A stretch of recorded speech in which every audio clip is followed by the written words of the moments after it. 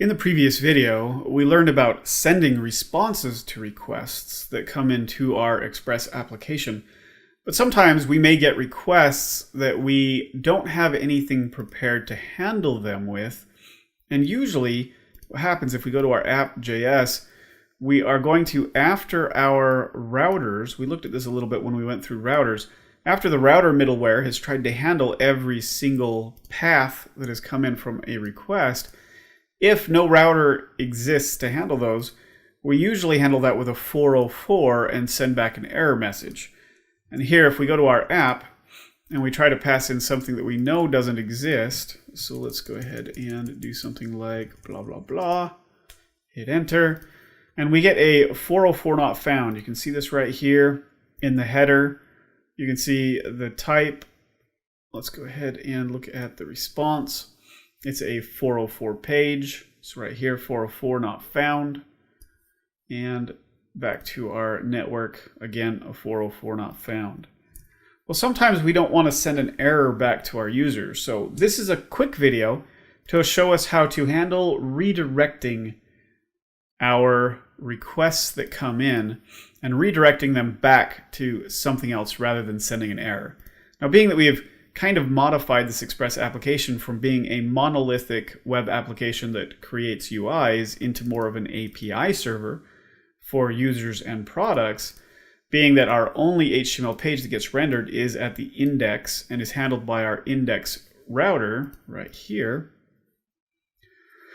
What we're going to do here is, instead of sending a 404, what I'm thinking we should do is we should go ahead and send back or redirect the user back to our application root so that they get this web page, this default web page. And let's go back here and remind ourselves what the default web page looks like. It just says Tim's app, welcome to Tim's app. All right, so we're just going to redirect instead of giving an error here. So what we can do with that is we can go ahead and in here, in this function, instead of doing a next with an error, I'm going to comment that out. We're going to go ahead and we are just going to redirect the user back to the root of our website. That way they just end up at that home page for us. And we're going to do that simply by doing a response.redirect.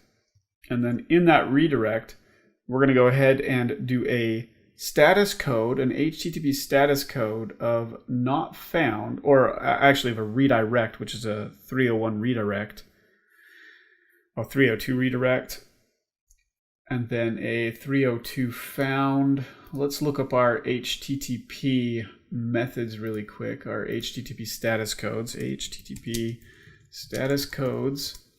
And we are going to find the status code that has to do with, instead of a redirect, because we don't want them to know it's a redirect, we want to go ahead and let them know that whatever resource they were looking for was not found, and that we went ahead and redirected them.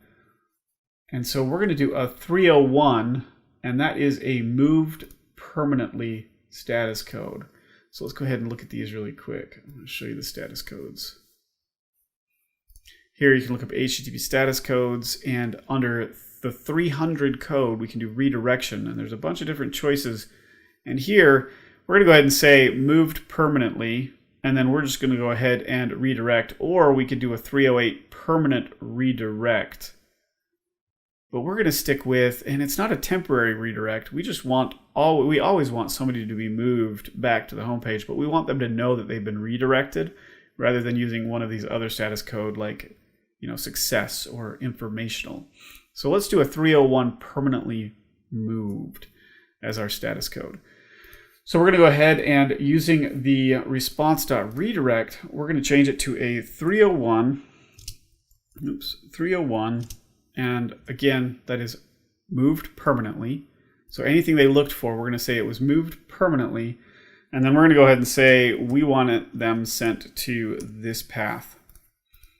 So we go ahead and save that. And now when we go back to our browser, and again we put in some kind of crazy path that we know we're not supporting, and we hit enter, you will see that all of a sudden, instead of a 404 not found error, we are back at the index, and in our URL up here, we have lost the path that we put in. So here's our crazy path again. I hit enter, and we're back to this again.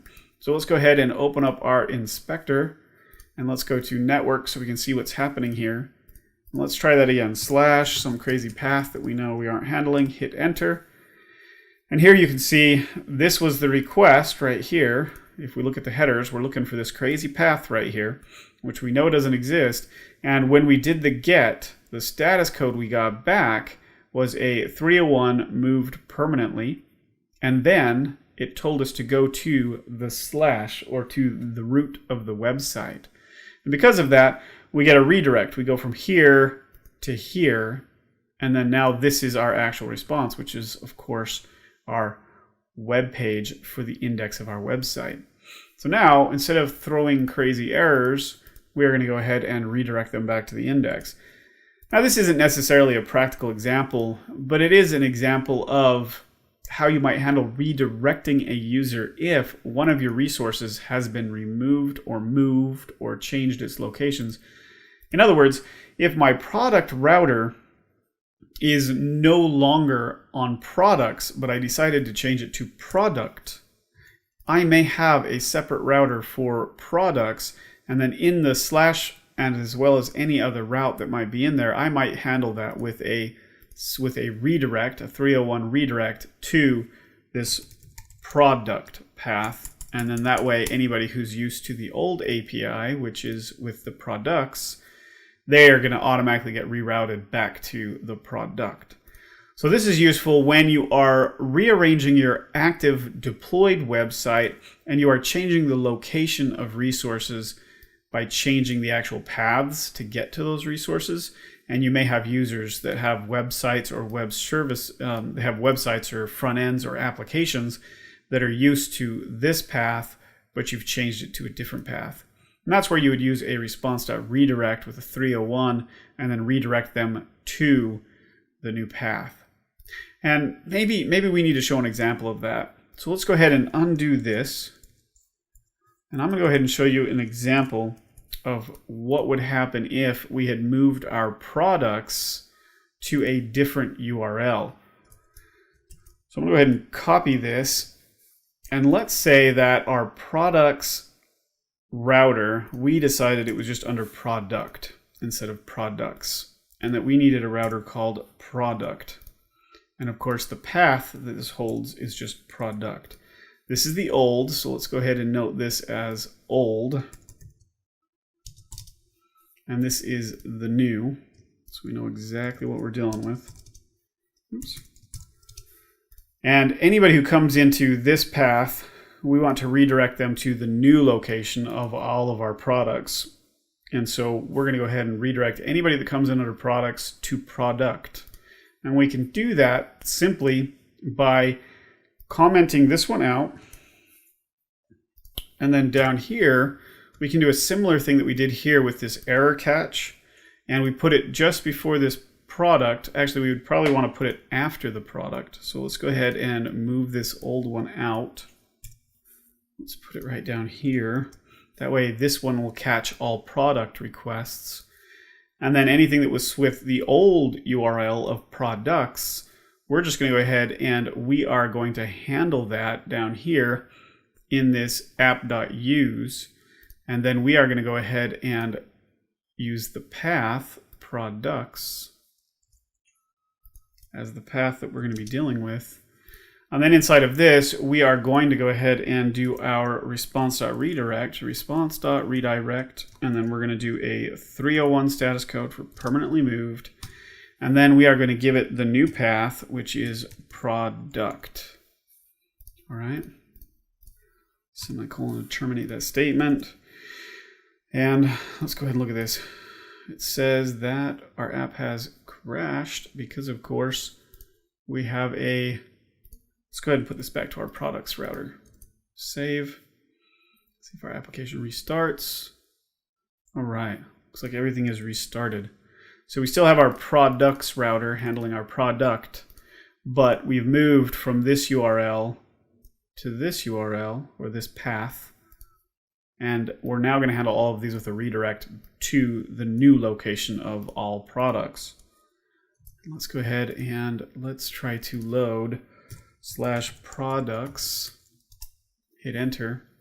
And you can see instead of products, we have product. So let's hit enter again. Let's open up our inspector.